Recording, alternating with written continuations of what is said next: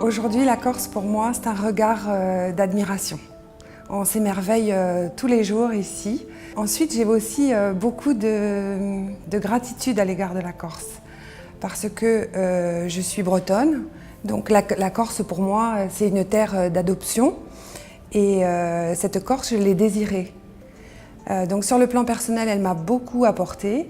En fait, la Corse, elle est généreuse dans son environnement. Elle offre un cadre de vie exceptionnel.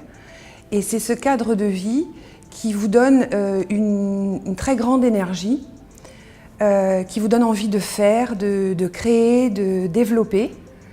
Et c'est d'ailleurs cette force qu'on retrouve chez les Corses qui veulent rester ici sur l'île. La force de la Corse, c'est aussi la force de ces femmes qui se mobilisent aujourd'hui pour doter l'île d'une économie d'avenir. Les faiblesses de la Corse, je dirais peut-être le manque d'ouverture. Et pour autant, la Corse, elle a besoin de s'ouvrir, notamment pour doter son économie de plus de pérennité en fait.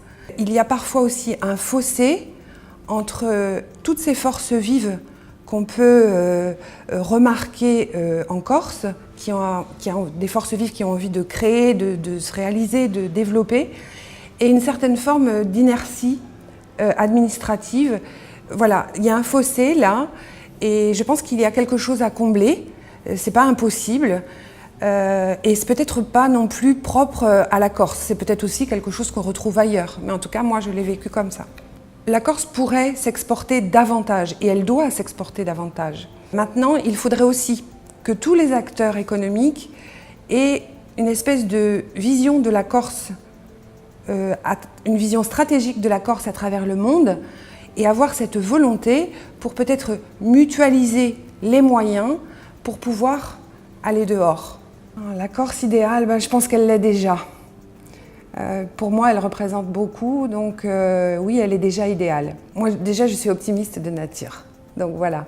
Après, lorsqu'on observe les forces de cette Corse, on ne peut qu'être optimiste, fatalement.